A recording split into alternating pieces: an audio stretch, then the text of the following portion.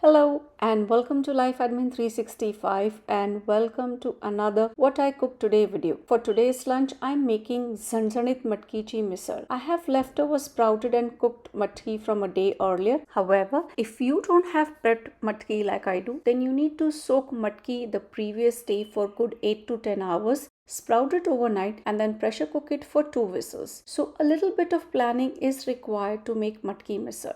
Today, I'm starting by first making the wet misal masala, which is a combination of basic masala and tarri or the spicy oily gravy. Typically, masala and tarri are made separately, but today I'm making it as one misal masala.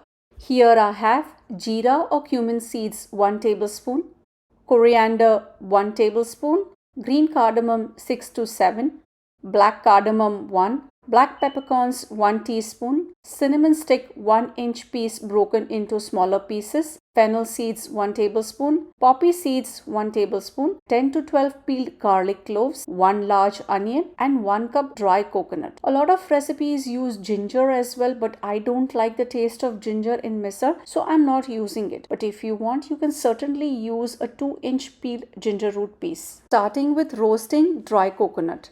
Dry coconut can burn pretty quickly, so it's important to keep on stirring it around when roasting. It will start browning immediately, and in about 3 or 4 minutes, most of it will have browned up.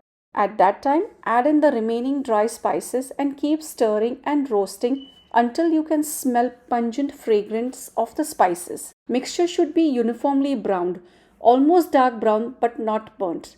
This will take an additional 5 to 7 minutes on medium heat. Turn off heat and transfer roasted spices to a plate and wait for them to cool to room temperature. To the same pan or griddle, add in 1 to 2 tablespoons of oil and heat it at medium heat. To it, add 8 to 10 peeled garlic cloves and roast it for a couple minutes.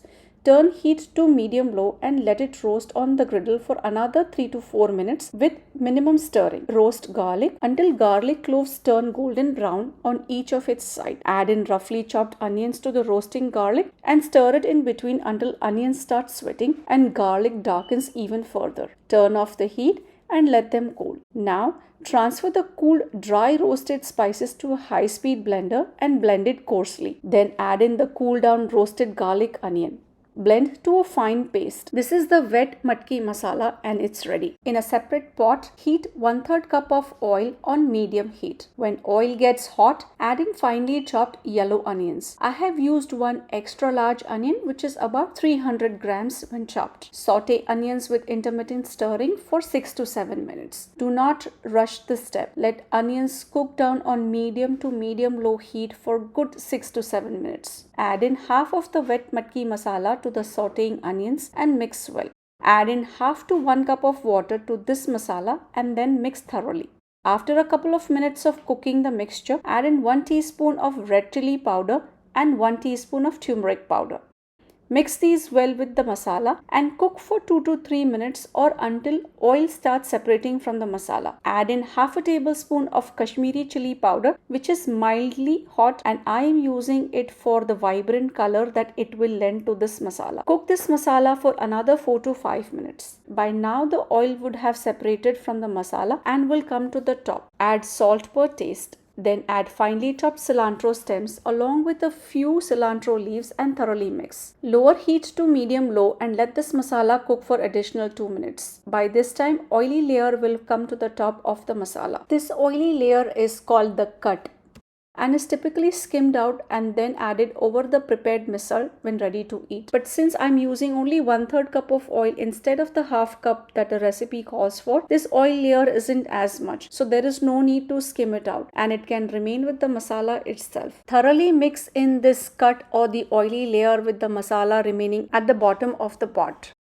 I am portioning out about 1 cup of this matki masala in a separate container for later use.